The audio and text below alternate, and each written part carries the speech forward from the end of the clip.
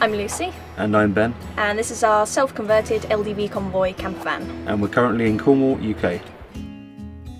So I kind of started this lifestyle when I first moved into a caravan when I was studying my degree, and I really started just living a bit more minimalistic. We both met on the same photography course at uni and found out quickly that we had like a shared interest in documentary. Moving into a van just kind of seemed like the next logical step for us. We spent the summer saving up, and at the end of the summer we went and bought our van from Oxford.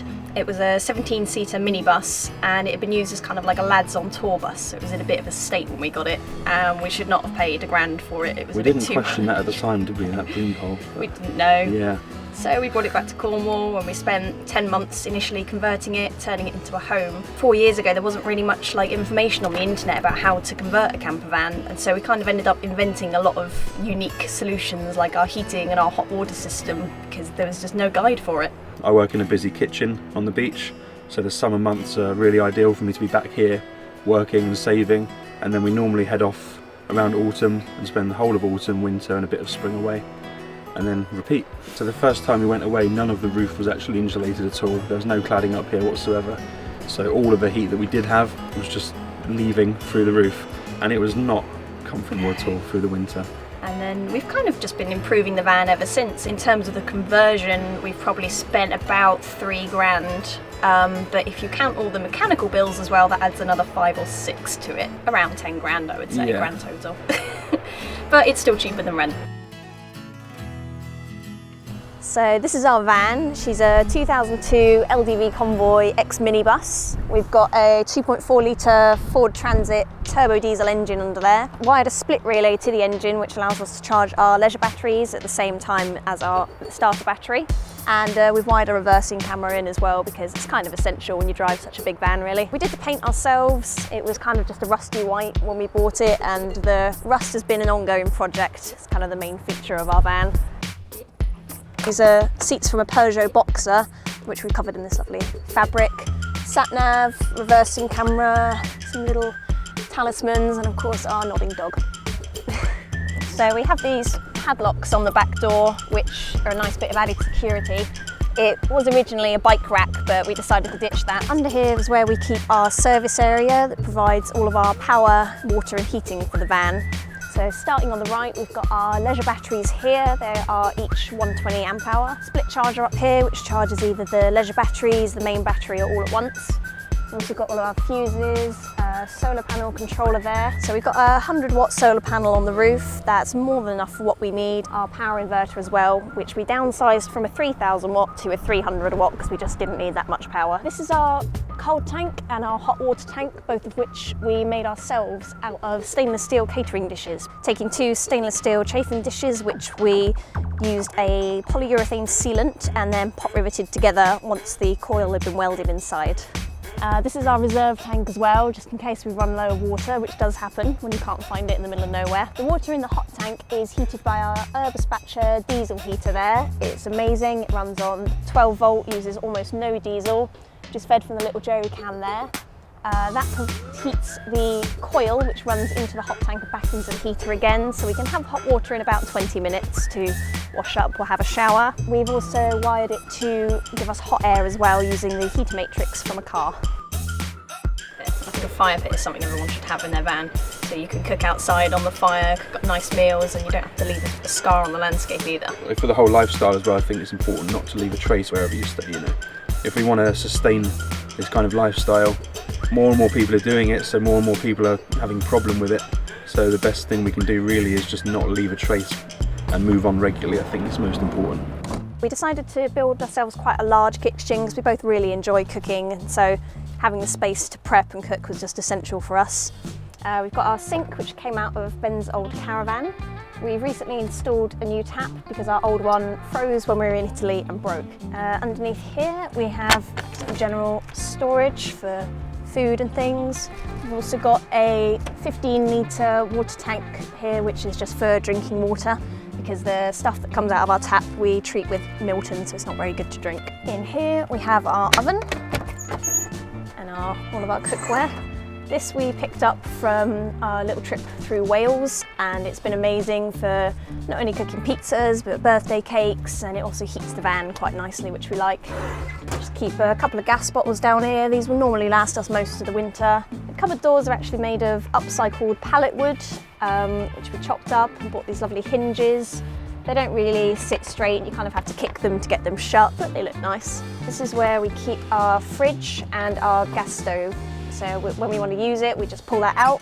We've got a little bayonet fitting up here, which we connect to, so it means we can store the gas stove away and we don't need to keep it out on the worktop all the time. So this is just a little 12-volt cool box. We did have a slightly bigger cool box before, but we just didn't need the space, so we downsized to this.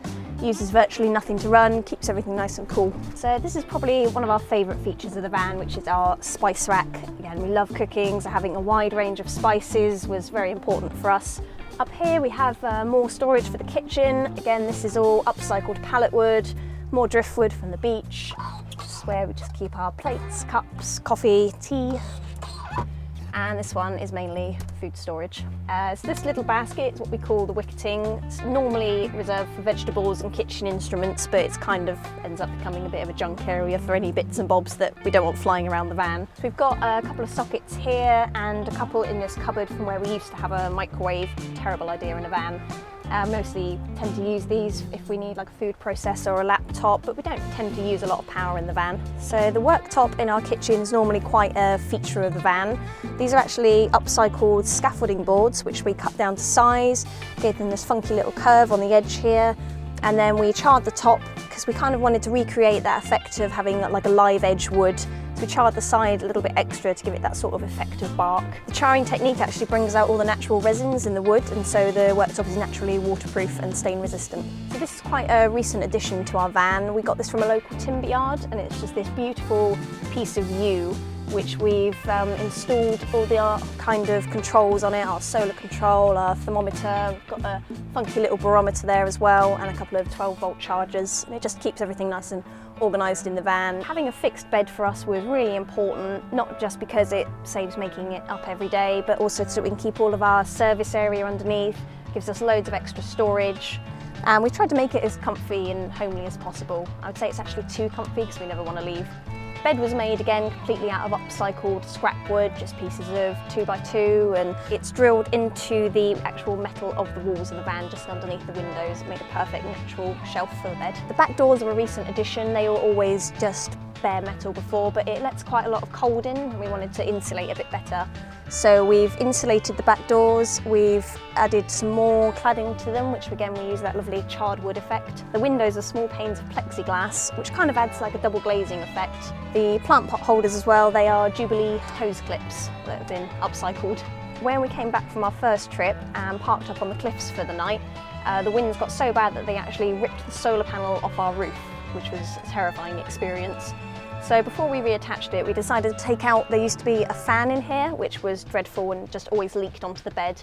So we removed that, added in a lovely sheet of blue plexiglass, and then we wanted something to kind of finish off the edges. So we asked my dad if he could construct us something, and he took a stainless steel dinner plate into his workshop, and an hour later he came out and he'd made it into a porthole for us. So up here we've got a little driftwood chandelier, or the vandalier as we call it. Over here we've got our hammocks where we keep our clothes. We did used to have a cupboard up here, but we found that the damp would kind of build up and our clothes would end up going mouldy. So we decided to switch to hammocks so we could have a nice bit of ventilation. So this is our little bed desk. It's a super simple solution. Instead of having like a fixed table and chairs, I literally just made it out of some scraps of plywood, some lovely bits of driftwood again, which is kind of a recurring theme. Give it a nice coat of varnish and it gives us this lovely area where we can work or eat at night, and also doubles as a very small Japanese style table when it's on the floor. Under the bed we've got more of that all-important storage. This is just a very basic little cupboard where we keep some of our toiletries and extra little bits like that. And then this is just our underwear drawer. Everyone's got to have one. It's a bit rickety. It does come out eventually. So we've got this lovely artwork on the side of our bed here, which is sort of mandala, Indian inspired. And my friend, who's a local artist, actually agreed to do this for us. So came up with the design, spent a few days painting it on, filling in all the lovely details and colour, and it also glows in the dark.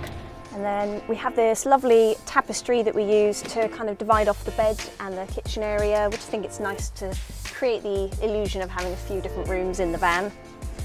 This is a toiletry area that we made. Pretty much it was just kind of a happy accident. When we were cladding the wall, we just ended up with this extra bit. So I decided to build it up slightly to create a little shelf that holds all the toiletries in when we're driving. We did originally build an indoor shower in the van, but we just decided we preferred showering outdoors. It's so much nicer. Who doesn't like a shower with a view? So that simply disconnects like that, and then you can turn it on. So we just basically picked up a second-hand ottoman for free and revamped it. We've stuck some pallet wood around the outside, got an old coffee sack, stuffed that with a few old pillows, and it makes this excellent little storage area, and also a seat for friends. Okay, so hiding down here is our little air grate. This is where the heater blows out. We did find that the heater wasn't particularly hot on our last trip. It would kind of only get to a sort of lukewarm temperature. So we recently installed a resistor in there which slows down the blower speed by half, and that makes the air a lot hotter and makes the van a bit toastier. So we have a couple of different toilet solutions. There's the very graceful shovel and toilet roll, but for emergencies we keep a little portaloo down here which has been nicely covered so you can't really tell what it is. Up here we have even more storage. This is where some of our speakers for the sound system live. We've also got a huge storage box where we keep lots of dry foods and camera gear, and I think as much storage as possible in a van is essential.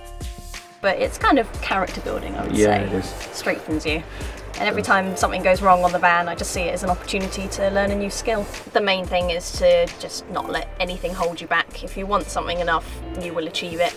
It may not be easy, it may take a long time, but I think as long as you persevere and keep a positive attitude, I think you can achieve anything. If you haven't got the time, then buy a converted one, but I would say always convert your own, because it can be exactly how you want it then. And you don't need to know the first thing about building, really. We didn't know anything. No, you just go for it, and if you make mistakes, you learn from them. Look, you can work out most things from online forums and YouTube videos these days. You're quite lucky with that, so just keep up with the maintenance of the engine and stuff, and I think you'll be sweet, really. And a willingness to learn, I think, as well. It's one of the main things. Yeah, if you can't do it, you can learn. You've got to have that kind of attitude, yeah. We've just got to give everything a go, really. Not be afraid of things going wrong as well, because everything can be fixed. It's all just parts.